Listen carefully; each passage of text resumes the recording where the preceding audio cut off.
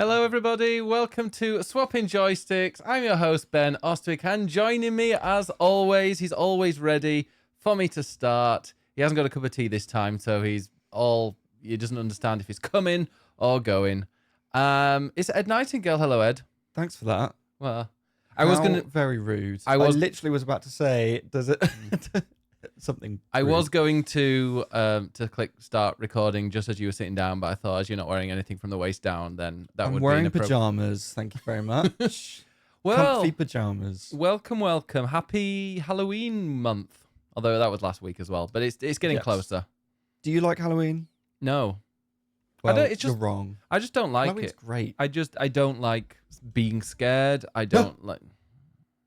No, I've got to play Alien Isolation tomorrow. Okay. God's sake, for charity. Good luck. But no, I don't like being scared. I don't like scary films. I don't really like scary games per se. I find it a bit of an annoying holiday because like my parents hated it as well. I wasn't allowed to go trick or treating because we lived in a nice area. So it's your parents' fault. Yeah, we lived in a nice area, and they're like, "No, we don't do that."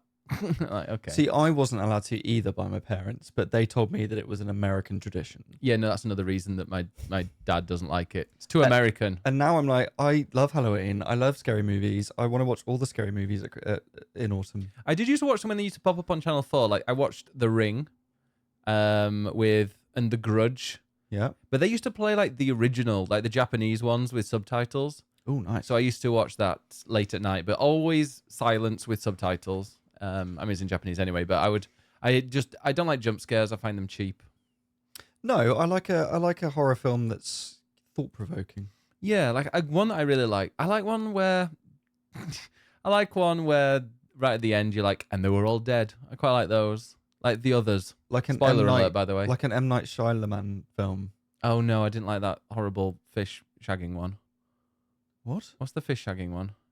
Shape of Water. That's not him, but okay. Is it not? No. Guillermo del Toro? Is that Guillermo del Toro? It is Guillermo. Oh, it is Guillermo del Toro. Okay. I don't know. I knew it was somebody from Spain. The fish shagging one. He's not from Spain.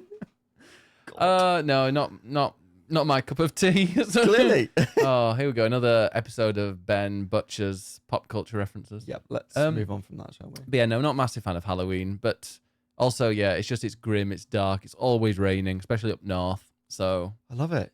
No. Because you sit inside and drink tea and watch scary movies whilst it rains outside. I dislike scary movies and not the world's biggest tea drinker, so anyway, I'm trying, everyone. This week is going to be a very special episode about, well, you probably know what it is from looking at the title. But no, one of the things we did this week was we played Lego. We did. We built all of the first wave of Animal Crossing Lego. I say first wave because they've released there are 5 more, because we did 5 sets and 5 boxes, and I think they've released 5 more, but I don't know if all 5 of them are out yet or if it's just like 3. I can't remember, but anyway, we'll do the other 5 at some point, but it's not cheap, so it's not. I mean, £160 it cost for an afternoon's worth of entertainment. But we're going to have so much more joy from it. I mean, you've already been poking around at it on the kitchen table. I have. Yeah. I was like, as a kid, I would have just adored every second of that and played it. And I'm like, should I relive my youth and just sort of play around with it a bit and see if I've still got that kid in me? So the thing is, we need more. We do need more. Is this our campaign? Send us Lego. Send us, new charity fundraiser. Please send us the Deku Tree, because I really want that. No, I'll get that for Christmas for you. That'll be easy. No, that's too expensive for a Christmas. How much is it? It's like 260 quid or something. Are you not going to spend that much on me? Well, if it's 260 quid, you can swivel. I know. Wow. I really, really want the. I mean, speaking of expensive ones, I really want the Isengard, whatever it's called. Rivendell, that's it. Yeah. Isengard. What's Isengard? That's the tower. The hobbits are coming to Isengard. That's where I got it in my head. Yeah. So yeah, well, I won't be getting that one then. No. But I can't afford that, I'm afraid. No, I really do want it though. Also, as well, I've been since looking at that, and I've just been looking at Lord of the Rings stuff. I really want to try Lord of the Rings online. Okay. Yeah, my boss at work is massively into it, and apparently it's massive. It is huge obviously. It's the whole of Middle Earth. And yeah, it's just that it's really, really cool. And it follows the story of the, like, you help the hobbits and the fellowship go and destroy the ring. So it actually follows the story of the books. And also there's a little bit afterwards that kind of, takes into what is said or what they believe happens after the ring's destroyed. So, and also apparently, like, when people are max level, there's always like raids and things, but a lot of people just go to taverns and just hang out, and they'll play instruments, and it's a little social place. Well, next week, that's what Ben will do, and then you'll never hear of it again. Probably. It seems quite interesting though. Did you know that the Silmarillion, isn't it bequeathed to his son, who will not give the rights to anybody? Something like that, yeah. Yeah. He's in charge of them. Yeah. What's his name again? Richard Tolkien? No. Robert? Something Tolkien. Yeah. Really? Sam? No. No. That's one of the hobbits. But he... No, that's going to really annoy me if I don't look at it. It's something like Richard. I'm sure it's with an R. Richard, Ronald Tolkien. James? No. That's not an R. Anyway, but he was... he wouldn't give the rights, so they can't use anything. Oh, you were quite right there. John Ronald Reuel. Oh, Ronald. It is Ronald. Oh, wait, no, that's him. Sorry. Christopher. I said it had an R in it. Sorry, it said son, and then I realised it said two sons, and that's his name. Yeah, Christopher Tolkien. Wait, is J.R.R. Tolkien, one of his R's is Ronald? Yep. John Ronald Reuel. That's Danish. Sure. But yeah, no, so his son won't give the rights to Silmarillion. So apparently there's things that they can't use, because they could add to the lore and do some more stuff, but they can't if it's mentioned explicitly in the Silmarillion. Have you ever read the Silmarillion? Oh God, no! I've heard it's terrible. I've tried it a few times, and I can barely get past the first chapter. Yeah, I've heard it's bad. It is. It's not bad. It's just if you don't like his lengthy descriptions in Lord of the Rings, then you literally won't get past a page of the Silmarillion. Yeah, it doesn't interest me as much as I love like the world and all of that. I do not have any. Do we have it in here? I don't have any time for the Silmarillion. I do actually have a Tolkien encyclopedia. Okay, well that'll do. That has lots of pretty artwork in it. Brilliant. So anyway, we're Lego, Tolkien. This is a video game podcast, so we should probably talk about that at some point. Well, we also went to see Peter Kay. Oh yeah, we were going to give the review of the Peter Kay tour, which was booked like 2 years ago. It was literally. It was. I think it was October 2022 that we booked it, or that Moni booked it for us because we were out and about. I think. So and you were desperate to go. I was like, I love Peter Kay. I loved his DVDs as a kid. I loved Phoenix Nights. One of the best sitcoms ever. You're not a massive fan, but and his stand up as well. His stand up's brilliant. Like the Top of the Tower and the Royal Albert Halls, or the Bolton Royal Albert Halls. Like absolute classics. And this one was, it wasn't as good, was it? Well, you're asking me. I don't have a comparison point. I've seen bits of his stand-up from TV, but I've not watched a Peter Kay stand-up show before. Mm-hmm. So I know like garlic bread, cheesecake, which and all of that stuff. I know the obvious things, which were quite funny a few years ago when I first saw that.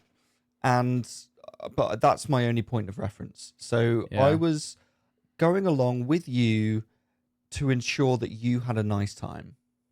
And did you have a nice time? Well, I was a bit in a mood before it even started, because I was squeezed into that seat and the person next to me was overflowing onto my seat and I didn't have much space. But anyway. Well, you got to chat to the nice Welsh lady because we swapped seats and she was next to me in the first half. Yeah, and the lovely Welsh lady, I had a lovely chat with her. Yeah. She was from like 5 minutes away from where I lived in Cardiff. I did not speak to her very much. No, she was very chatty. She was like, have you seen him before? I was like, no. Yeah, you're not the most social person, are you? I'm sorry, I don't wish to speak to strangers at a gig. No? No. Don't make friends? I don't want to make friends. Right. I want to watch a good show. And I don't think I got that either. It was very much like I laughed at a bunch of moments, but there were some chuckles. There were. It's a bit of his greatest hits. and he wheeled out the old favorites. You know, he did his garlic bread, but he did it in an in Italian, just to freshen it up a bit. And I don't know, it very much felt like a kind of, this is my final tour. Here are all my best bits.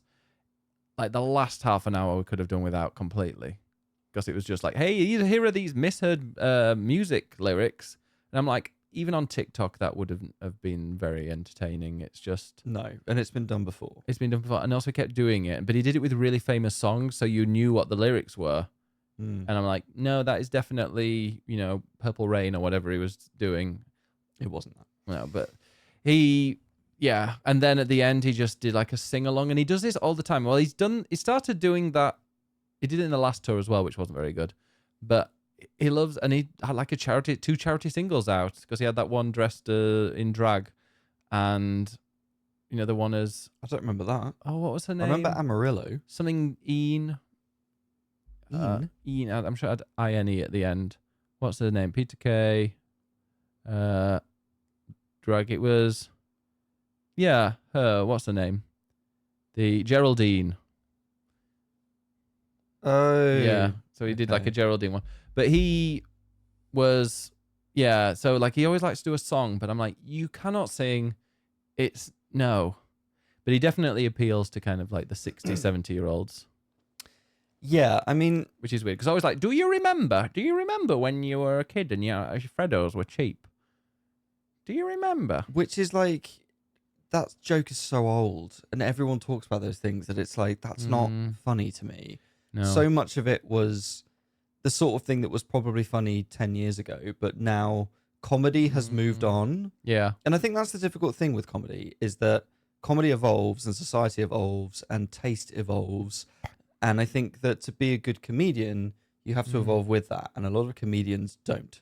Yeah. And so their stand-up just kind of gets stuck in whatever year they were famous. So this hasn't moved on. And it's just old jokes from before that were probably funny before. And now it's like, I've sort of heard this. But I think you're right. Like, it does evolve. And people do have like an age that then follows them around. And like the people that liked them when they were young, they grow up and then they're still their fans. So you could see these people who were, probably in their 30s, 40s, 20 years ago when he was popular, and they liked that humor. A little older than that. No, but 20 years ago they did, and now they're in their 50s. They were older than that. They were, yeah. It was weird, because I'm like, Peter Kay is not too much. Well, how old is he? It's probably in his 50s, I guess. Is he really? Huh. Okay, yeah. I always thought that his comedy was kind of aimed at my age, if not a little bit older, but I think it was actually a lot older. No, it's aimed at old people, and it was like we were in the O2 watching your like dodgy uncle telling some dad jokes for however long it was, which was not that funny.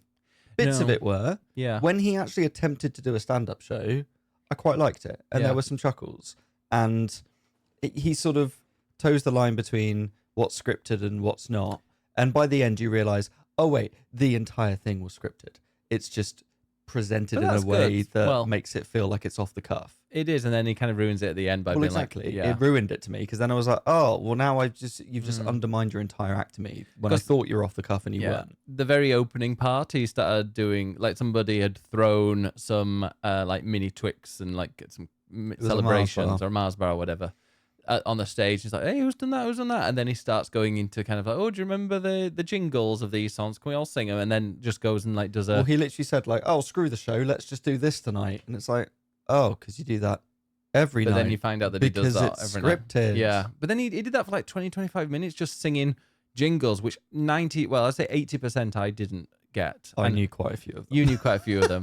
But I didn't. Which then made me feel really old. Well, also I think you watched a lot of TV as a kid, didn't you? I went out and like hung out with friends. You ran around in fields, and genuinely I sat watching TV on my own. Yeah, every weekend I'd go to my grandparents' farm and stuff. So yeah, I didn't know all these jingles, but it was and it was just full of old people going, "Oh, I remember that. Oh yes, I remember that." And yeah, there were some bits where they were really funny, and yeah, I just there's a difference between telling an amusing memory and telling an actual intelligent joke. And I don't think he has worked out how to do the latter. Mm-hmm. So it's just a lot of like, it's not intelligent these, like, comedy. amusing memories, and remember when this, and that's kind of it. And then it ends with him doing a song where he's basically like dressed as Timmy Mallet in a polka dot suit with a load of balloons, doing air guitar on a spade with 3 spades, and gets flown. He's singing TV theme tunes, melodies over the top of famous songs, and he gets flown over a sea of old people who have been let out of the home for one last night before they decay. Oh my god! And we were sat watching it while they treated him like a rock star, and I'm like, no, go back home, everybody involved. Yeah, it wasn't very intelligent comedy. No. I felt old and also young at the same time. And like at the very, like, even the bits that were kind of stuff that you can't script. So the bit where he had like a camera on his shoulder and he looks at the audience and like gets a few, makes a few comments about people. He did that on the previous tour and actually was really funny then. And this time he just did it for about 2 minutes and was like, I'm just looking at things. And yeah, I don't know. It was not good. Like, there was a whole thing about, Andrew Lloyd Webber's in the audience, and I'm not going to tell you, we've got a celebrity, and this is one of his songs, and Andrew Lloyd Webber, turn the lights up. And then he's like, oh, wait, no, it's just a really ugly woman. You're like, wow. Also, the thing I do Thanks have a problem with, at the very beginning, it went and like, as it started, for about one song while they played Journey Don't Stop Believing for some reason. As a warm-up song. Yeah, they had the stage and on it said Peter Gay live with pride colours. With the pride colours. And then I was like, oh, is he going to come out like in drag? Is he going to give us something like LGBT themed or pride themed? Or something really offensive. Or something really, I'd have been happy with any of that. And instead we got nothing. Yeah. The curtain dropped and then the show started. And I was like, who's Peter Gay? What was the point in that? Like, what? Yeah. And I mean, I'm sure he's very much an ally. Like sure. But, why was that there? It was just, Who knows? Who knows? Maybe we should have asked some of the elderly folks, see if they understood it. Maybe it was an in-joke with them. I don't know, but I bet that Welsh lady went home, I was sat next to a lovely gay couple. I didn't say that you were my partner. We were just out there for the evening. I think it was obvious. Mm-hmm. Anyway, well, you were drinking your fruity cider. Always. So that was Peter Kay. It was not worth the 2-year wait, but there were a few things. We saw a penis that got flashed up. It wasn't a nice one. No. I hope it wasn't his. Yeah, I hope it wasn't his either. In the middle of a nice photograph montage of his grandmother who passed away. Yeah. I'd say he had to be there. Lowbrow humor. I wouldn't. Just not very intelligent humor. No. Who's your favorite comedian? I genuinely don't know. I don't think I have one. There's not one comedian I'm like, yes, I always like them. No.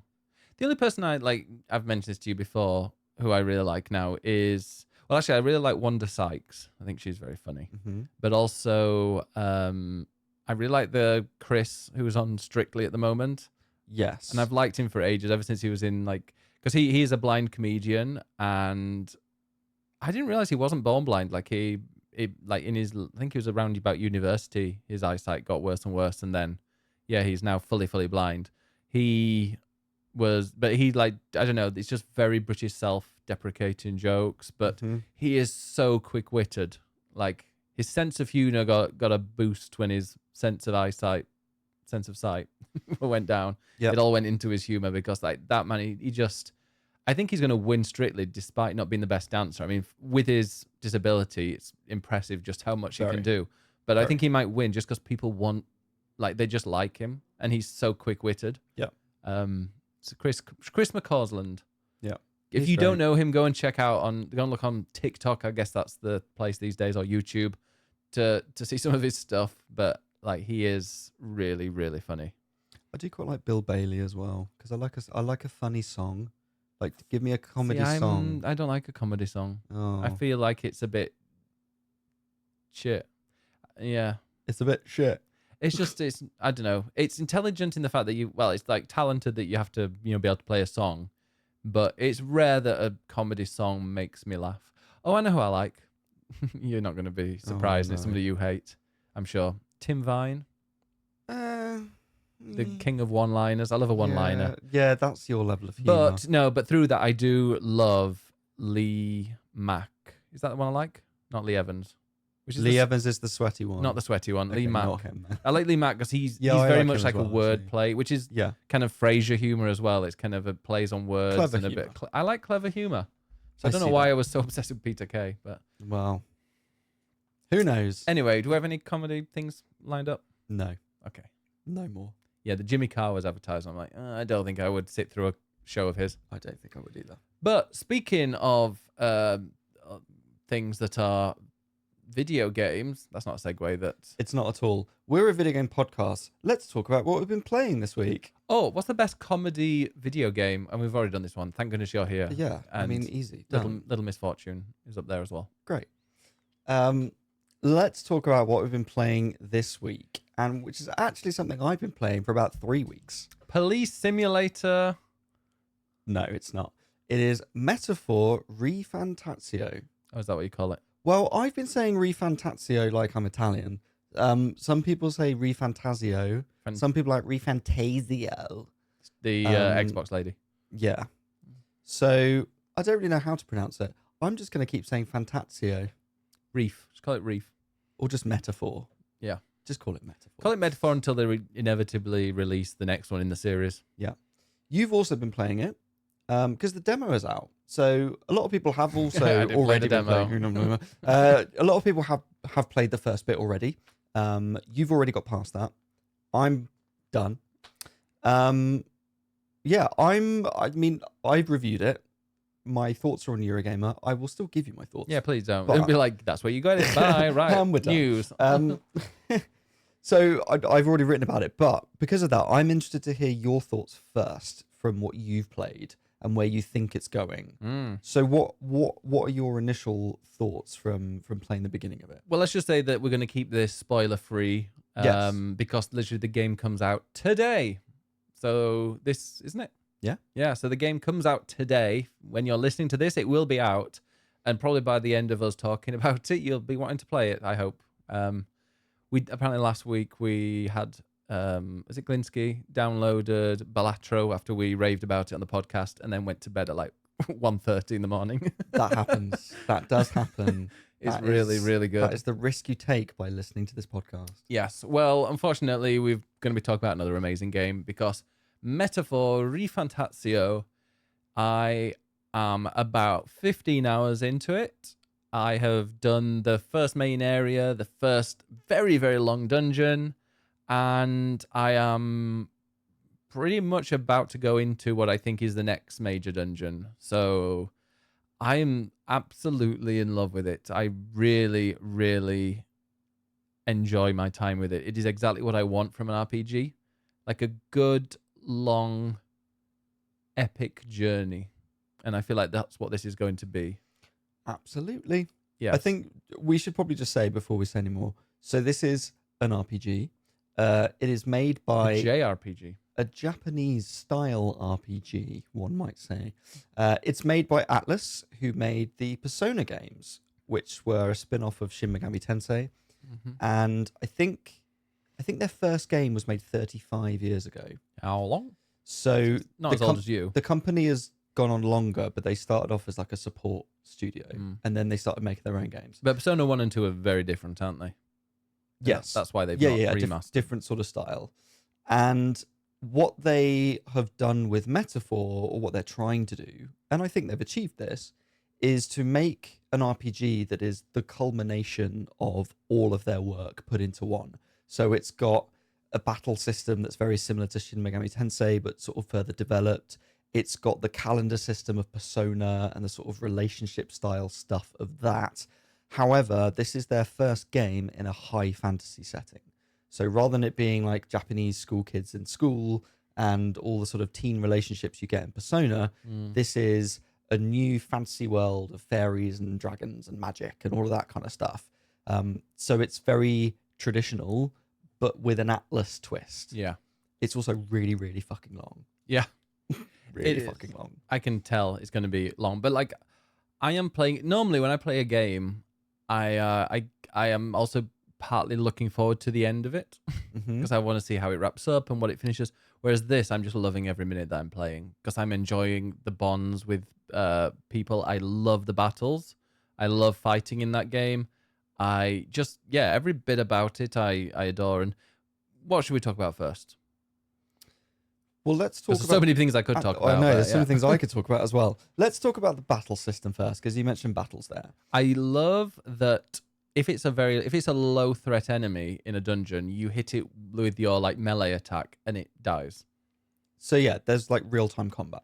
There is, but I mean, like you don't need to go and sit in a turn-based battle for every single enemy that you fight. So if you're clearing through an area, which I had to do at one point, I needed to go and kill some of these large trolls, but only the black ones, or the ones in like a black kind of rags.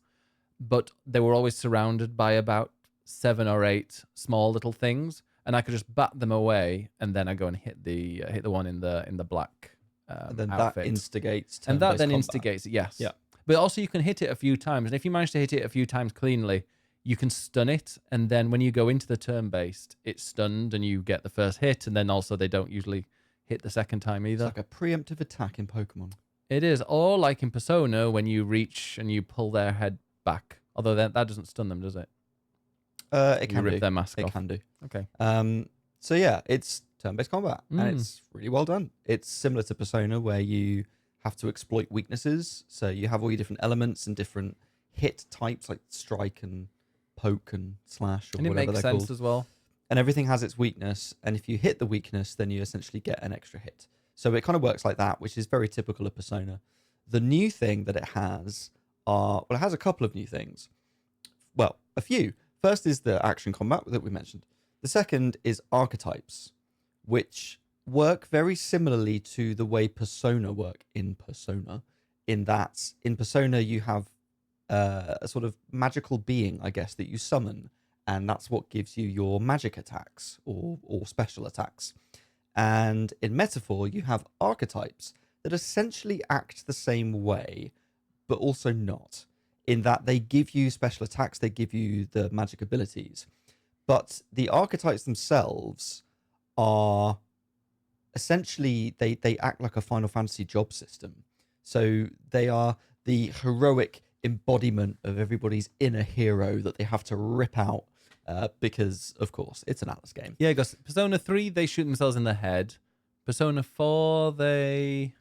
Oh, God, I can't remember now. But Persona 5 they rip off their the masks, and then this one, they pull their own heart out. They rip their heart out to reveal their inner hero. And that takes the form of a thief, or a warrior, or a mage, or a healer, or whatever else, which are your sort of typical fantasy classes and jobs. However, you then evolve those. So the more you use them, you gain experience, and then connected to your sort of relationships with certain people associated with those archetypes, you then level them up to like stronger versions of them. What's cool is that any character can be any archetype. Mm-hmm. So you can really mix and match as to who you want everyone to be. Some of them are more suited than others. And then you have the ability to inherit skills from one archetype to another. So what I mean by that is you might have a mage character, and then they have an extra slot where they can take a skill from a completely different archetype. So maybe a healer or more of an attacking one or something. Or if like you've that. got one and the magic, like I can't remember which one it was, but all the magic that I had was like fire. But I knew that I was going to go against something that required ice because it was a fiery thing. So then luckily I'd leveled up a bit of the mage class, so I could take that ice and then assign it to the one that I had. Exactly. So then you can start mixing and matching, and it sort of gives you loads of scope and flexibility for sort of kitting out your party, which I really like. The third new thing on top of that then is synthesis skills, which essentially are like combined techniques. So that depends on which archetypes you have in your party, and their skills will essentially combine into like super powered ones.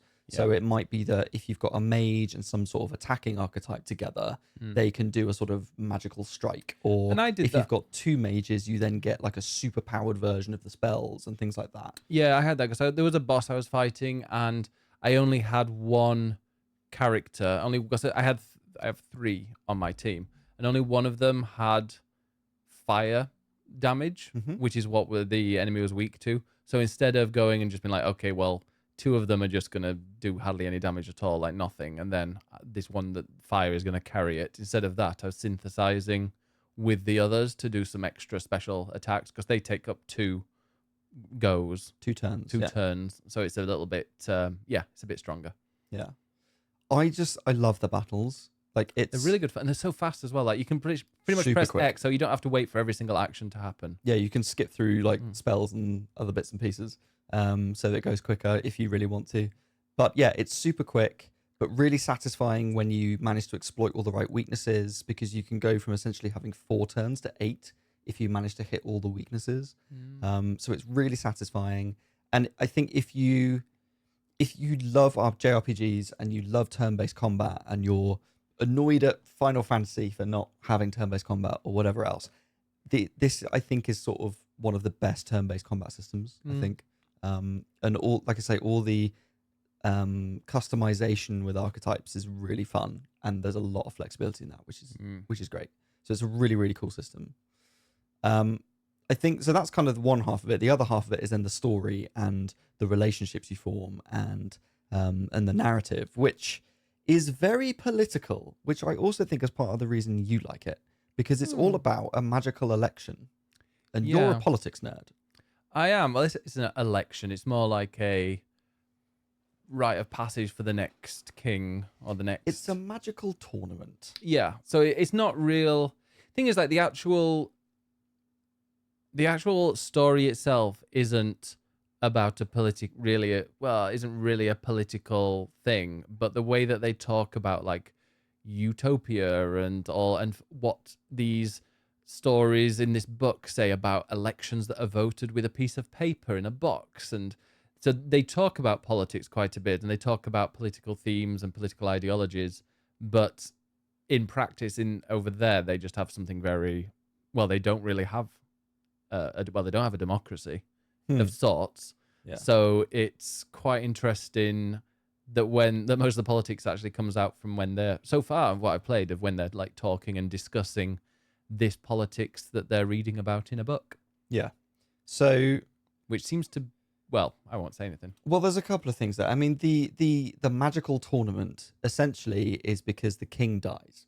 And that literally happens before you even press start in the game. So that's not a spoiler if anyone comes for me. Yeah, literally, if you just leave, if you turn the game on and the opening cutscene before it even gets to the start menu, he dies. Yeah.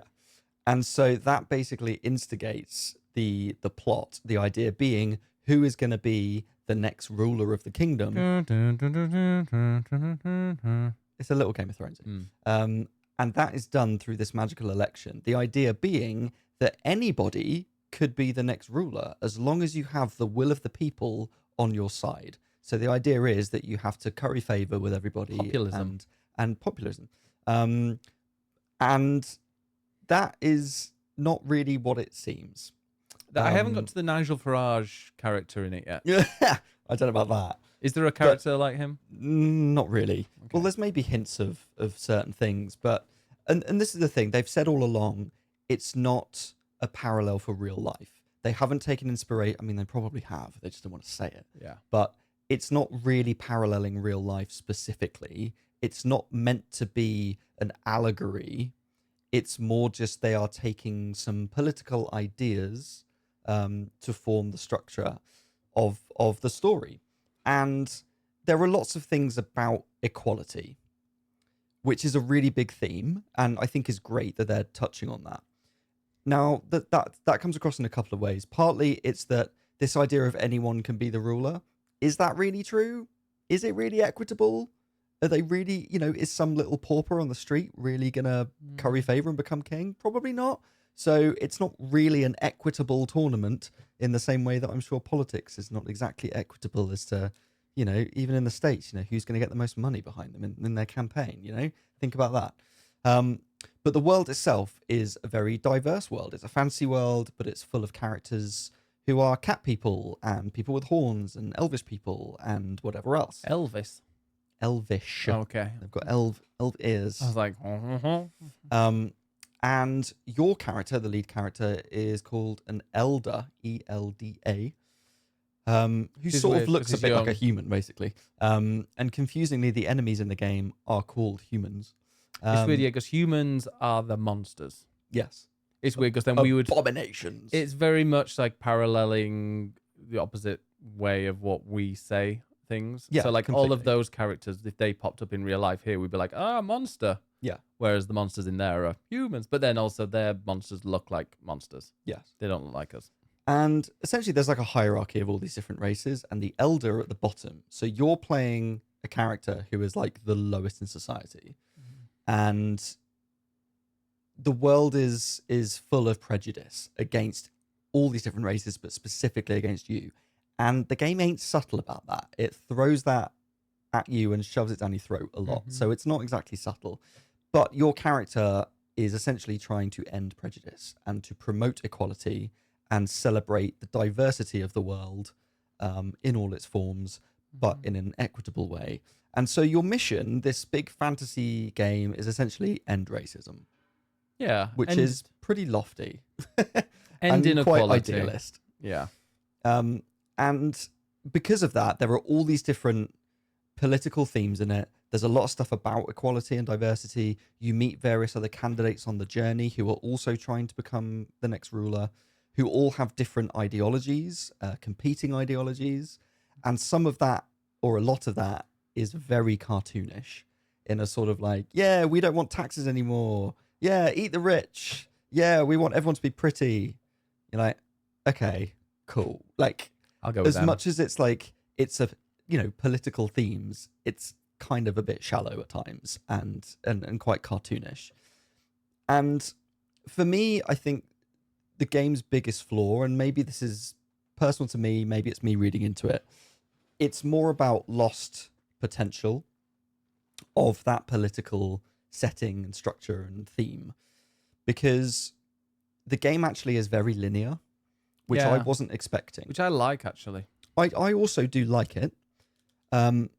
As with Persona, it's a calendar system. So you go through day by day and you have to work out how to spend your days. And maybe you've got a dungeon to do and you've got 10 days to do it. And maybe you do it on the first day and then you've got 9 days to potter around and do other bits. And you can choose how to spend your time and who you want to spend your time with and what side quests you want to do. But ultimately, the story is fixed and it's linear, and your character has a very set agenda politically and doesn't waver from that. And so it means that throughout the game, you're not really making any choices. You're not siding with different political factions or anything like that. And yes, it's a game about equality. So it's kind of, you don't want to side with anyone because you want to promote everyone and be nice to everyone. But it means that as much as it's a political game, you're not really engaging with it on a political level. You're just there to enjoy the story. And I feel they could have done a little bit more there. And I feel as well like the political themes, like I say, can be a little on the shallow side at times. And as much as it has all these ideals and ideologies and political themes, and this is this is a very sweeping statement with it. Ultimately, the story is very much a sort of good versus evil. And it's very much a sort of, we want to find hope in a world of anxiety, which is very broad and very typical of Atlas games and RPGs as a whole. So it's kind of falling a little bit back on just general stereotypes, even though they've made a big deal of the setup of it being really political. It doesn't quite fulfill that for me. But I also love the story. I love the characters. And as much as it does have a lot of ideals in it, it's so charming and it's so wrapped up in sort of giving you nostalgia for like 90s RPGs and all these like, the fact it's got the job system, which is basically Final Fantasy V and Tactics it's taken from, and other bits and pieces. And it's got all these other stereotypical things in it. There's nods to Seven in it. It's got the Honeybee Inn.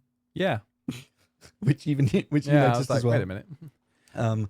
It's got all the sort of and I won't spoil anything, but it's got lots of different stereotypical character types and areas and things like that. Now, there's a nice Atlas twist on it, and that's what makes it good, is that it's that sense of Atlas style and the expertise that they have from all their previous games, all wrapped up with the kind of typical stereotypical stuff, but done in a new way that just makes it feel exciting. So it feels nostalgic and it feels modern at the same time. It's just really, really well done, and it feels really complete as an experience. Yeah. And that's why I absolutely loved it. Even though I feel like they could have pushed a few things a little further, I think that's maybe just my taste of what I would have liked. You wouldn't be a journalist or a critic if you didn't have a little thing to critique. Yeah, of course. No game's perfect. And there were a few little things. Like, for me, it's a little bit long-winded. And one example I gave, which I know you really liked. I was going to go on to that now, because one of the things you said, like you said it was quite linear, and I do love a linear game. Like, my favorite RPG, I'd say, is Final Fantasy X, and that's very linear, and you go around. You can't go and fast travel to a previous place because you're not there. You're miles down the road. You know, you're in a different area of the world. You can't just suddenly go back. But one thing I did like about this is that, yes, it is quite linear in the story, but they tie into the game a reason why you can teleport. Because one thing, I've mentioned this on previous podcasts, that I don't like about modern big RPGs, especially open world RPGs, is that you can just teleport around and you lose the sense of kind of scale and travel and distance. The fact that you can just zip around. Because I'm like, if I teleport back from this town to another town, in my head, have I traveled there on foot or by chocobo or what? Like, teleport? Why? That's not an actual thing. Whereas in the game, they turn it into an actual thing. Like, teleportation is something that, yes, only your character can do, or you can do it, but you have to be here and you have to think about it. And it's even like tied into having a conversation with people, be like, hey, how did you get here so quickly? And it's like, oh yeah, I've got a teleportation thing. So I liked that they explained it and tied it in, because then in my head, that makes sense. And they've even, and you have to picture it, so it can only be places that you've been before. And yeah, I really liked that. I also do really like that. I like that there is a sort of in-world reason for a very gamey mechanic. Yeah, that's what I like. And I also really like that. What I didn't like is the fact that it took them about 5 minutes to explain it, where after about 5 seconds, I was like, oh, we're unlocking fast travel. Cool. And it was fun. I liked that. It's just like they like to explain things a lot. Oh, yeah. And it's like every character has to comment on everything that's going on. And sometimes I'm like, you could have just edited this a touch just to streamline it a little bit. And that's a very, well, maybe, but it's a very typical Atlas thing. They love talking. All the Persona games could have been half the length. It's just they love talking. Another thing that I really like, well, two things. First, I love the sense of scale. Like I said before, I love that. But when you go from one place to another, it will take like a day. Yeah. And then you can go up as you're traveling, you can actually like go up on the deck and watch the place go by. You have what's called a gauntlet runner. That's kind of like your airship, but it has giant legs, so it's literally running through the world. Yeah. And you can. It's like a ship with legs. And you can go on the deck, and you can see it, and then you can chat to people, and you do like the various kind of improve your relationships, try and do some reading to improve various stats that you've got, or whatnot. But yeah, the other thing I was saying that I like is that, and sometimes it can mean that there are a few too many cutscenes in a row, but it doesn't make you kind of go all the way back to a place. You never ever seem to do kind of fetch quest style things. If you complete a mission, you literally will go back to where you need to go next straight away afterwards. You don't go in, okay, can you go, for example, one of the things was I needed to go to hand in a bounty. So I completed the bounty. Then at the end it went, oh, should we just go head straight back to the town and hand it in? I'm like, yep, sure. Yep. And you go straight to the town. Some bits doesn't even ask that. Like, you'll complete it, and then then you'll beat it, and then there's a little cutscene, and then the next part of the cutscene will be you handing in that bounty, or the next part of the story. Like, it's a really, really long game, but it doesn't feel to me like you're just like mindlessly running from one place to another. It has flown by. Like, it doesn't, there's a lot of talking and a lot of script. Yeah. But there's also a lot of fast traveling between things, and you can tick things off quickly, and the battles are really quick. So it feels like it's moving quickly, but then they just talk a lot. Yeah. But then it, like you say, it does still sort of respect your time. It does. And like, I've done it where like I'm about 15 hours in, and I remember I had it because it tells you how long you've been playing, and it was like 11 and a half hours. And then I'd played a little bit and then went to save it, and it was like 13 hours and 10. I'm like, what the hell? How has that been an hour and a half? Like, I did not feel like it at all because I was just going all around the little tiny dungeon area, killing a few things and collecting stuff and whatnot. And to me, it just didn't feel like that. Yeah, I don't know. I love it, and I can't wait to play more of it. Although I'm now back on my Let's Play of Final Fantasy VII Rebirth, so another short game to play. But I think that Metaphor is definitely the one I'm going to be playing off stream because I don't want to lose the flow, and I really like the characters in there as well. Yeah, I love the character designs. I love how weird the game is in a lot of places. Like I said, it's taking sort of stereotypes but twisting it. So like the Gauntlet Runner, it's like every Final Fantasy game you end up with an airship to fly around, but this is like an airship with like legs. It's just it's weird, and I love that it's taking ideas you think you know but then twisting them, and a lot of the characters have that as well. For me, it feels quite weirdly sort of 60s 70s in a lot of the designs, like, and there are characters you haven't met yet, but there are just characters that have very sort of psychedelic patterns and haircuts that feel very retro. And I think that along with the anime cutscenes, and there are way more anime cutscenes than in Persona. Oh, that's good because I've seen quite a few, but I didn't know if they died down. No, there are loads of them. They are so beautifully done. Yeah, and together for me, it just gives the sense of like I'm playing through like a classic anime, even though it's new. It's brand new and original. It feels like I'm playing through a classic anime, and I love that about it. What do you think of the dungeons? The dungeons are good because I still don't understand how you managed to get through the first dungeon quickly without really leaving it. Skill. There are good and bad things about the dungeons. I like that they are all handmade. So there are no procedurally generated dungeons. Okay. So for instance, in Persona 5, you've got Mementos, whatever you call it. Yeah. That's like that randomly generated thing that's just floor after floor after floor.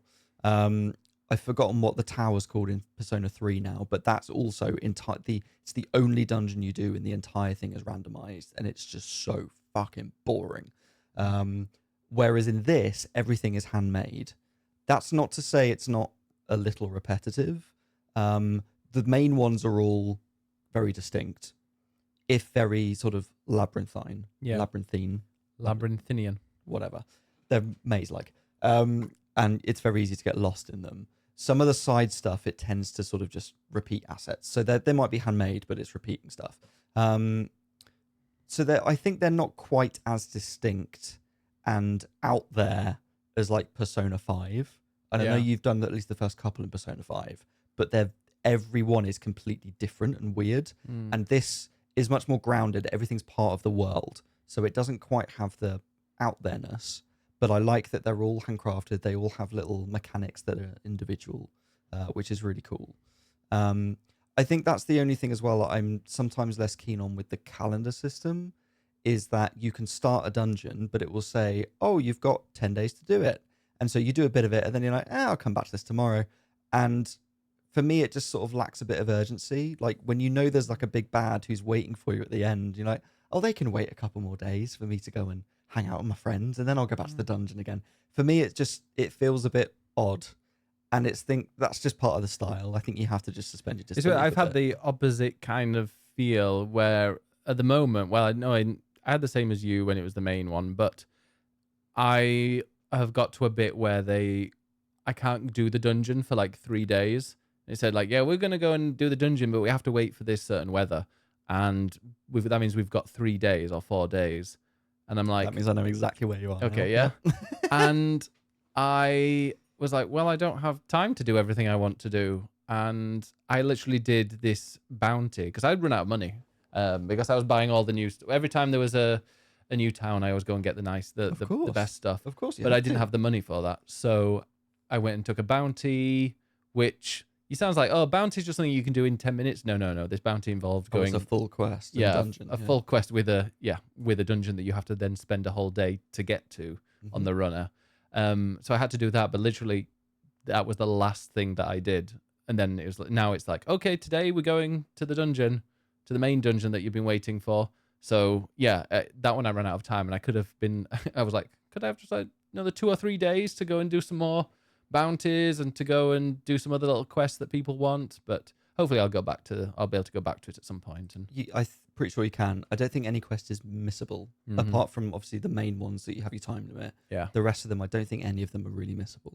Okay. So you'll be all right. Good. I'll say as well, I guess maybe to finish up, like one of my favorite things about it, or some of my favorite moments are along the journey. So it feels like a journey, like you're traveling around a map. You're sort of just selecting things, but you definitely feel like you're on a journey and you're going around and exploring this full world, even though it's kind of lots of individual places. And I'm pretty sure from where you are, you will have seen at least one of these. But when you're spending a day traveling, sometimes they will pause at a place. Yeah. And they're not full places. It's literally just a piece of art, and then they talk over it. Oh, yes, a certain tree. Yes. But there are multiple of those sorts of places, and it's just like a point of interest around the world. And the artwork is stunning, and it would just be like a piece of art with them. It tells you the lore of it. It gives you a bit of the lore of the world. It's beautiful art. It has the best music, which is just this really like wistful, peaceful kind of piano and clarinet music. It just has these really beautiful little moments of peace. So whilst it's all fast paced and politics and and then you just go on this journey, and then you just take a little moment to pause and just have a nice little moment of peace along the journey while you get to know your friends a bit more. Yeah. There are so many little things about it that I love. Yeah. I just want to go back and get immersed in that, because in 15 hours, not one bit has ever felt boring or repetitive for me. Like, I've just enjoyed every minute I've played of it. And yeah, I mean, I much prefer this to the Persona games that I've played so far. So I'm, definitely going to be sticking around with it. Good. Well, it is and was in the review a 5 out of 5 from me. Excellent. Well, I won't score it until I finished it. Well, I look forward to finishing it and letting me know. Yes. Well, and that's what you've been playing. Well, have you been playing anything else? I was actually playing some Police Simulator. Okay. That's a thing. It is a thing. It's on PlayStation Plus. I was like, that looks like a goofy game to play for 30 minutes. And it's just exactly what it says on the tin. I'm not going to talk about it anymore, but go and play it if you want to, because it's quite fun. And you can be a bad policeman. Or you can be very good. A really bad policeman. But I love that you start off on like parking fine duty.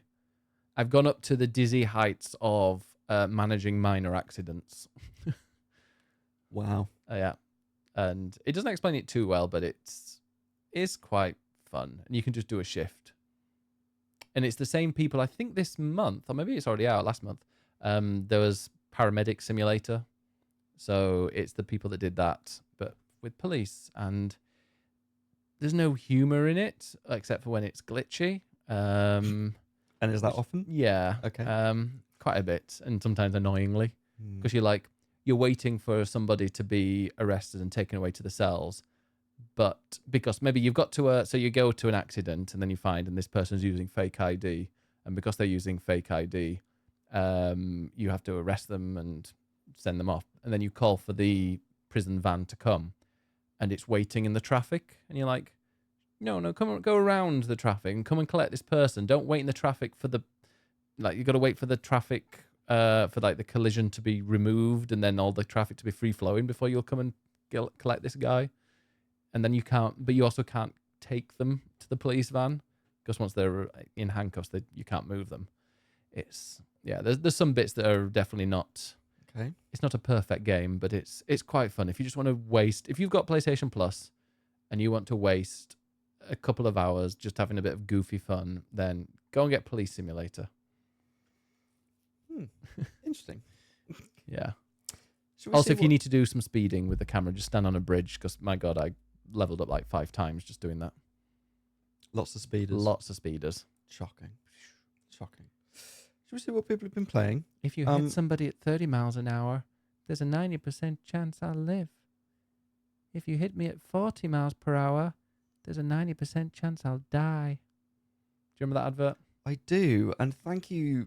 Thank you for unlocking that memory in my mind. Delightful. Just don't drive. Well, yeah. Right, what have people been playing? Mr. Wibble, been exceptionally busy at work. He's streaming right now. Oh. He's streaming Luigi's Mansion 3. Okay, well then, Mr. Wibble, we need a Luigi's Mansion review from you next week because it is genuinely one of my maybe even top 5 games on Switch. Oh, yes, mine up there as well. Love that game, so I need to know about it. Yeah. But until then, I've only been playing Minecraft. It's like meditation now. Can't wait for the new update to hit, though. Bundles, Pale Garden, and the Creaking Mob. Also, White Wood, which seems like a tiny change, but it's sorely missing. No, White Wood would be definitely useful. But also they've added the... What do you mean by White Wood? Wood that's white. Oh, what is that not in the game? No, it's like redwood and dark wood and... Can you not paint it? No, I don't think so. Oh. But yeah, no, and also they've added a new biome. Do you know what a biome is? I do. But it's like really... It's ghostly and it's pale and grey and it's a bit... I'm like, oh, that's not pretty. Oh. So they're adding a new one, which is nice, but also it's very ugly. So... Well, if there's useful resources, then you can just steal from it and build elsewhere. White Wood will be, I'm sure, people will really appreciate that. Yeah. Linny Lavie says, I was invited into the Infinity Nikki CBT, which started last night. Cock and ball torture. Well, that is the bit that I scrolled past because you all in Discord started having a conversation about that. CBT, isn't that cannabis as well? CBD, that is. No, this is the closed beta test, to be clear, of Infinity Nikki. So far, I'm really enjoying it. Open world, much like Genshin, except so far no battling. I'm sure there will be fashion battles at some point. The CBT is open for 2 weeks, so that'll probably be my main focus gaming-wise. I'm excited for the full release from what I've seen so far. I think this is going to be quite popular. And it's a game where you just sort of make outfits, I think, and beat people through fashion. Mm-hmm. Which sounds kind of interesting. I've heard that it's good. Yeah. It's actually really good. Like worryingly good. Like lose your life to it good. Mm-hmm. Yeah, I imagine that. Is it the one on... We'll keep us posted on that. Is it on mobile? Maybe. Isn't Overwatch coming to mobile? I don't know about that. Or it was what planned. reputable news site did you read that on? I think it was on IGN. Oh. Can't talk shit about it now, can you? Well. Or was it about to be coming on mobile?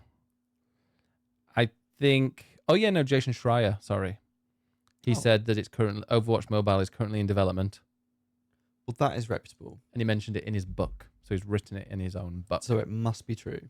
Yeah, I mean, that would be good. Overwatch 2, as long as you can play against other people who are on mobile as well and using touchscreen. I wish you could be really specific about the people that you face against. Yeah. Yeah, Jason Schreier has a book out that's all about Blizzard and its history and talks a lot about the dodgy stuff that all came out recently, a couple of years ago now, about the Cosby Suite and the toxic culture and all of that. That's your Christmas present sorted? Sure. Apparently there was a whole swinging scene within Blizzard and they were all swapping wives with each other. We should have joined. No, not for me. Different kind of Blizzard. Yeah. Madam Knees, who you will remember from the last couple of weeks, has just got a PS5. And has now 100%ed Spider-Man 2. I would say overall it is my least favourite of the 3, which I think I might agree with, actually. I mean, it's still, to me, a 10 out of 10, but it's the lowest of the 10 out of 10s. Sure. Which was my favourite is Miles Morales. Miles Morales is, yeah. I also, one of the reasons I just love a Christmas setting, like a winter, snowy setting. I like that it's short and it's over quickly. No, but it's also the music is incredible. I say short, it's really tightly focused and it just does what it needs to and doesn't outstay its welcome, which is great. And it's got some really Miles cool... is a way better character. He just controls better as well. Yeah, more interesting moves, more interesting story. Mm-hmm. Yeah. Combat and the controls felt clunky, especially with the new abilities.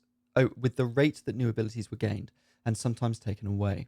This was particularly evident when compared to Spider-Man Miles Morales, which handled both existing and new abilities well. I would say it was a solid 7 out of 10, and would say great performances really helped, especially from Naji Jeter playing Miles Morales, and who won the BAFTA? Who did, and Jacqueline Pignol playing Rio Morales. Also, actually got a decent chunk into Horizon Forbidden West, and loving the world building and story, but the sparse open world remains unfulfilling. Give me a focused mode, games. Yeah, I'm not a fan of that one.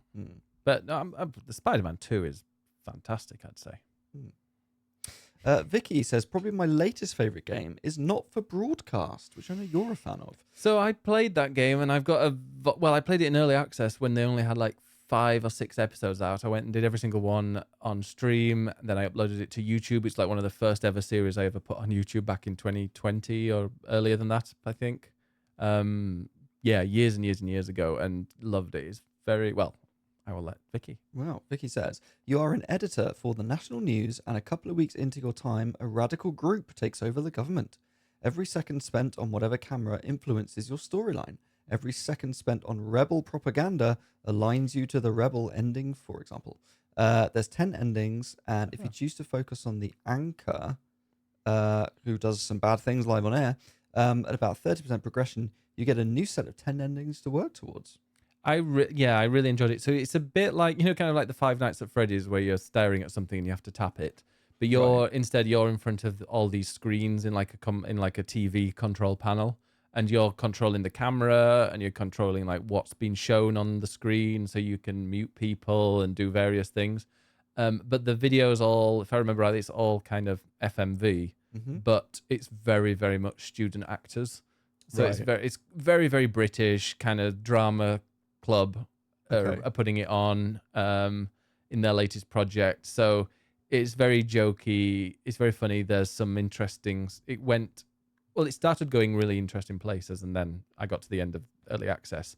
But I know that there's a VR mode in it as well, so you can do it all at your station in VR. And literally hit things. Yeah, literally hit things, I imagine, and to mute people. And there's some kind of mini games I remember where you have to kind of bleep the swear words out, and you've only got a second. And yeah, I imagine it's changed a lot since, in the last 4 or 5 plus whatever years. But I'd really like to play it, but maybe in VR. Maybe that's a good game for us both to play. Maybe. Helios says, tried Throne and Liberty, the new MMO that's making waves somewhat. Thank you for playing it so we don't have to. Yeah, I'm intrigued by this. Yeah, same. It's basically the latest Amazon MMO. I watched a bit of it as somebody streaming it, and they suddenly changed from like a human into a dog and then a human again, and there was lots of stuff on screen. But it's an MMO. Yeah. I mean, Amazon have done this with like New World and Lost Ark, where it's sort of popular for a couple of weeks and then it just drops off. So I'm intrigued to know if Throne and Liberty is going to stick around. Published by NC Soft, so I'm confident it's not getting abandoned soon. They're the same publisher behind Guild Wars 2, which you also were interested in. I never played it. My brother is obsessed, and he read like loads of lore books. I think that kind of got him into writing and stuff. Like, he loves Guild Wars 2. It's a very gorgeous game, and it makes me really happy to see some modern ideas in MMOs, from auto loot to no more messy, overwhelming skill bars. The class system is very interesting. Your skills are defined by what weapon you have equipped. For negatives, I can only list a couple from my limited time with it. It's a 2024 game, and it expects modern PC specs. It also has some daily crafting limitations, which prevent you from farming 24/7. And lastly, they're still using the archaic server structure, which potentially prevents friends from playing together. To me, that is unforgivable, especially in 2024. Yeah, I mean, they need servers, obviously, otherwise everybody will go on and you won't be able to move. Yeah. But yeah, it's annoying that you maybe, I don't know how they would even work it. You can't like pick your server when you're about to play a game of it, and you can choose and switch around. But then it has to be stored somewhere, so... Yeah. I don't know a way around it. No. I think New World did quite well, because didn't they have your starting hub? Like, everybody's starting place was in a different place in the map. So it wasn't just everybody crowded in one starting hub. Because it's very much like a shipwreck, and then you go off into the local town or whatever. So I don't know what happened to New World. I know that they're releasing I think there's an expansion coming out soon, because I saw that you could get like a dog mount or whatever. Yes. If you pre-ordered it. Yeah. Pete Random says, I'm 50 hours into Star Wars Outlaws now. That's a long time in that game. You haven't finished. The main storyline is beginning to get close to the end, I think.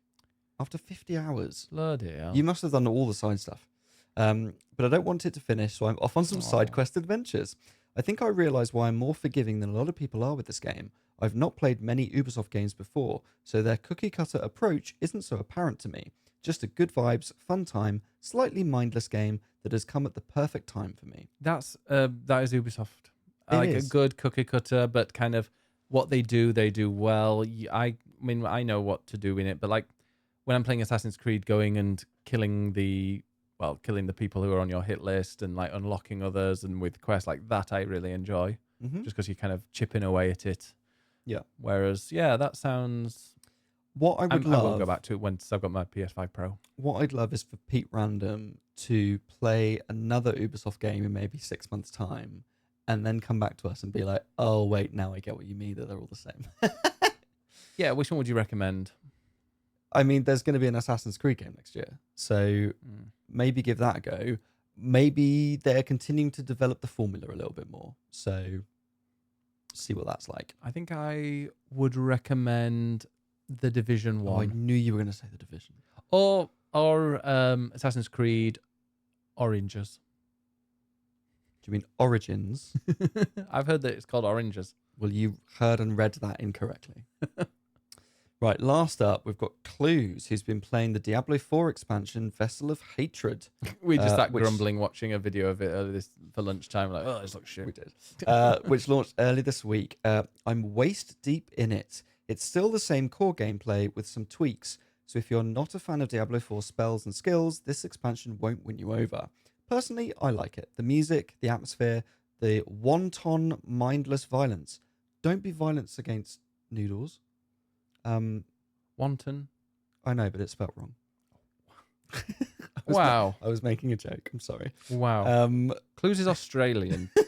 Do not hold him to high standards. I'm pretty sure that's not how wanton is spelled. Well, how else would it be? Or maybe, yeah. I think it's with an A, not an O. And wonton is a noodle. Don't know wanton violence. We don't want noodle violence. Wanton. Yeah, with an A. Okay. Sorry, I was trying to be clever. Sexually unrestrained. Oh. It's that kind of violence. It's mindless violence. It all works for me. While they redesigned the difficulty system, they also upped the difficulty by 2 notches. What was once a breezy walk in the past will make you struggle. And oh boy, does it make you struggle. And I appreciate this a lot. 7 out of 10 because I'm biased. Mm. It never twigged me. I played it and I finished it, the main story, and then it was like, here's the end stuff. I'm like, no, I'm okay. But like, I finished it. I don't understand why people play it. Like, play it up to kind of getting these amazing builds that do all this damage. Because I'm like, are you just not doing the same content again and again at a higher difficulty? Where's the fun in that?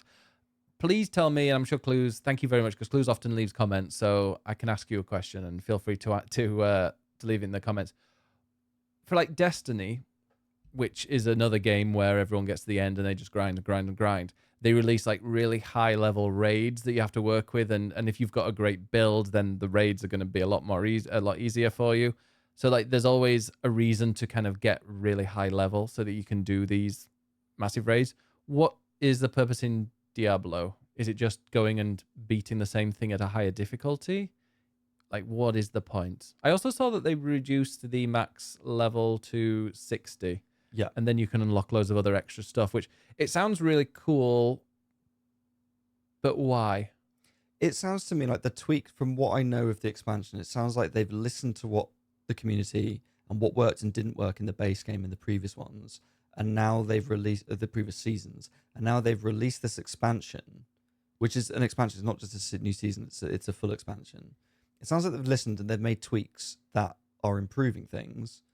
But ultimately, I think for me and you, we're just not down with the basic level of what Diablo is. Because to me, it's very, to your point, I think it's very short-term gains, not long-term gains, is how I see it. So I was not grabbed by the story of Diablo 4. I did not get into it long term, but there's that sort of short term hit of, oh, I've got a new item that gives me a better this. And then, oh, now I go and do this. And now I'll mindlessly kill some things here, pressing some buttons and some flashy spells happen. And then, oh, I've got another item. And that's vaguely improved this one stat for me a bit more. And now I can unlock this new skill. And so it's just lots and lots of little things. It's just that over time that becomes really addictive. And you end up wanting to just keep playing and playing just for one more little thing, and over time that adds up. but I didn't appreciate the story for that sort of long term. What am I aiming for? As opposed to Metaphor, for instance, where it's a big story that you get sucked into. I didn't feel that with Diablo. Oh no, I did. I don't think people play Diablo for the story. No, really. But it's been praised for its story, and I was like, why? But the gameplay, I just don't. It's just kill quite.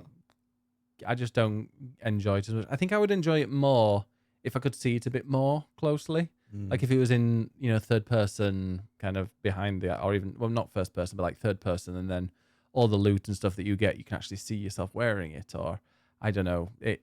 I just don't vibe with Diablo, but a lot of people love it. Yeah, but also I just don't see the point.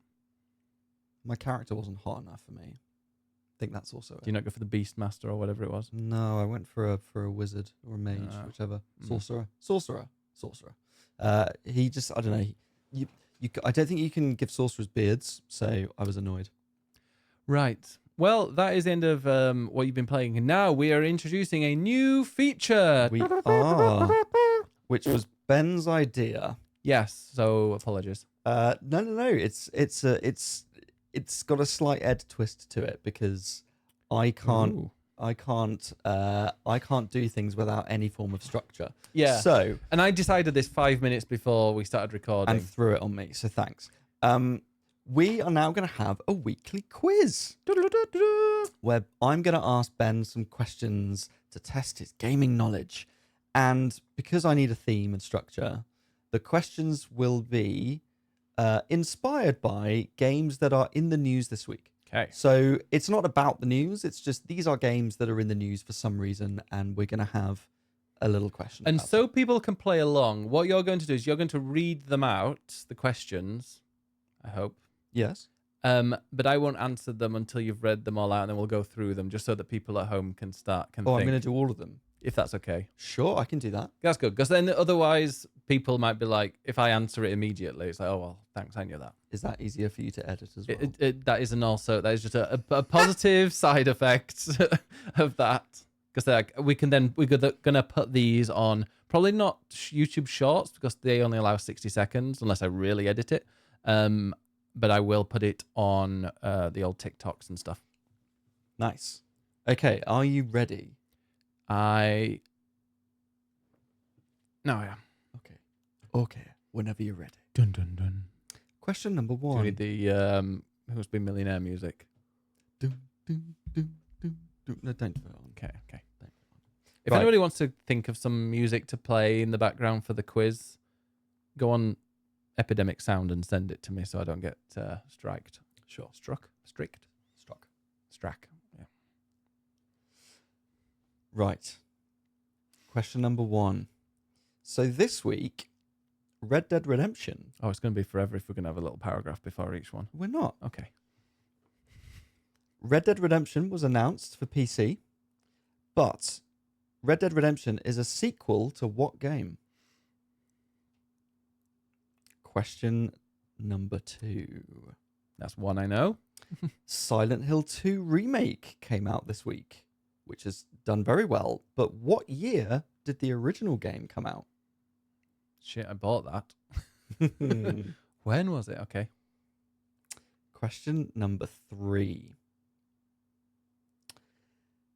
Dino Crisis is now available on PS Plus, which came out in 1999.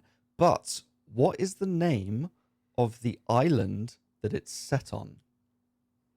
It's a fictional island. What is its name? Mm-hmm. Okay. Question number 3. Was that 3? Sorry, 4. 4. Okay. Question number 4. So there's a new Dragon Age game coming out soon, and it doesn't have spiders in it, which is great. But the previous one was Dragon Age Inquisition. What's the name of the writer? Who wrote Dragon Age Inquisition? Okay. No idea. Well, I know you haven't played it, so I was trying to come up with a broad one. But no, that's good because then people can... I'm sure there's people at home that know. Yes. And question number 5, the last one. This week, Nintendo announced Alarmo as an alarm clock. What are the 5 Switch games that can be used with sounds on Alamo. So which Switch games will you find on Alamo with their sounds? There's 5 big Switch games. Switch games. Okay. I've just realised what we're doing. We're doing the BBC Two quiz, aren't we, on a Thursday? This is literally what this is. Is that what you... Oh, yeah. I did unintentionally. Was it unintentional? Well, I've missed it, although I'm quite glad we don't listen to any of that in the morning anymore. Oh, that's a shame. Which is good. Right. Okay, so here we go. Have you all got your answers? And I think every week we'll do this, and then if I ever get 5 out of 5, I've got the party poppers down there. You are not... I'm doing that if I ever get 5 out of 5. Blowing a party popper. Right then, question number 1. Red Dead Redemption is a sequel to which game? Red Dead Revolver. Correct. Woohoo! Never played it. Which came out in 2004. Because everyone goes, the sequel? What do you mean? It's like, I'm going to call it Red Dead 2. And then people were like, it's not Red Dead 2. It's actually Red Dead 3 because it's the third of the Red Dead series. Well, it's Red Dead Redemption 2. Yeah, exactly. But people just call it Red Dead 2, and then people have been like, people are me. There you go. So, Silent Hill 2, the original version, came out on PS2 in what year? See, I know it was PS2. So, I have no idea. I'm going to say 2001. Correct! Oh! I was like, I knew Final Fantasy X was 2001. Oh, and that was PS2, so wow, that was a good year. That was a very good year. It's a very good year for games. Question 3. So Dino Crisis came out in 1999, and it's set on a fictional island, which is called... Yugoslavia. That's not a fictional island. Well, nor an island. Nor an island. No. Dino Crisis... No idea. ...took place on Ibis Island. Oh, I wonder why you picked that one. Wait, speaking of which, that's Monday.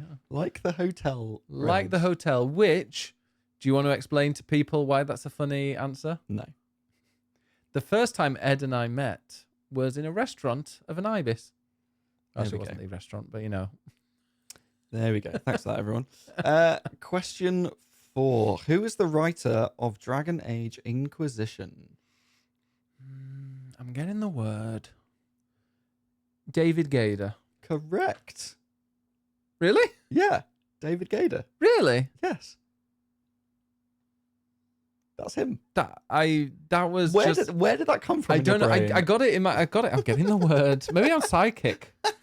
I'm a bit psychic. Oh, you've been looking at my phone. No, I saw the Red Dead Redemption, but I didn't obviously. You didn't know the question. No.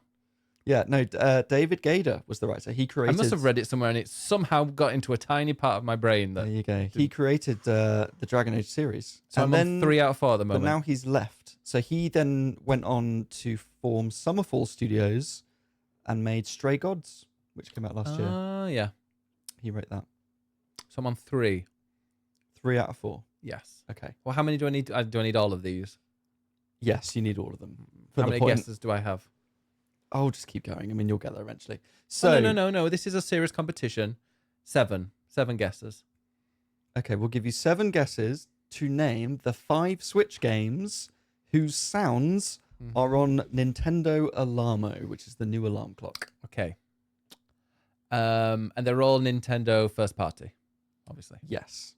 Right. So, are they multiple ones from the same series? No. Okay, good. Can I say a series, or does it have to be the specific game? The specific game. Super Mario Odyssey? Correct. So that's 6 goes left. Let's have 3 lives. We'll make it 3 lives. Okay, fine. The Legend of Zelda. ... or colon.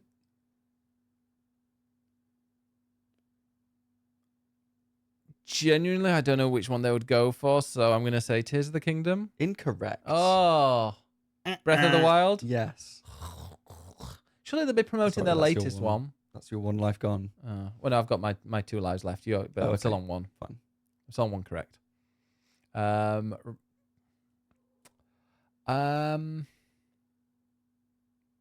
have actually no idea. It's Switch. Like Animal Crossing? That is not one of the 5 available at launch, but it is coming later. Oh, give me a point then. No, actually don't. It's not a launch one. Sorry, I should have specified that. Do you know what? I'll give you that because I didn't specify it. I mean... In which case, there are 7 in total, and Okay, we'll do 10 5. Then. Right. Mario Kart? That is also one of the second... That's one of the 2 extras. Is it one of the 2 extras? So Mario Kart and Animal Crossing are coming later. Okay, I'll wait until I buy it. I would say... Is Super Smash Brothers? Nope. I think I'm going to lose this. Pikmin? Which one? 4? Yes. Good. Well, there isn't a... Metroid? So you've got 2 left. Metroid is not one of them. Damn it. I was like, Metroid Dread. That would wake you up in the morning. Well, exactly. What's the name of the thing? What's the sound when it's chasing after you with its big laser? Oh, yeah. Evil. Evil. I mean... Do you want clues? Is there another one with Mario in it? No. Okay. That's a good thing to know. Is there another Zelda in there? Nope. That's 1 per series. Okay, so you've ticked those off? Don't give me any clues. I want to guess them. Although I kind of want to look at my Switch now. What are the Zelda series? We've got Mario, we've got Animal Crossing, we've got Zelda. There's no Metroid. We've done Pikmin. Is there a Luigi? Nope. No. Peach? No. That's all Mario. Okay. So no. What else is a Nintendo game? People are probably screaming at this, aren't they? Probably. Go on, give me a hint. So there's a big series that's 1-2 Switch. No. Oh. There's a series that is very popular in Japan. But also over here. Sonic. No. Not Sega. That's very popular in Japan. Pokemon? No. I'm sorry, that was a great impression. Do it again. Oh. I know that. Kirby? No. No, I know that sound, and I'm trying to work out where I know it from. Do it again. Do it again. Do it again.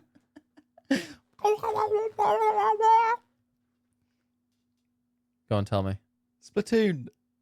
Of course, Splatoon. Yeah, I love Splatoon as well. Splatoon 3. 3, yep. Of course. Okay, so there's one more that you've missed. And have I played it?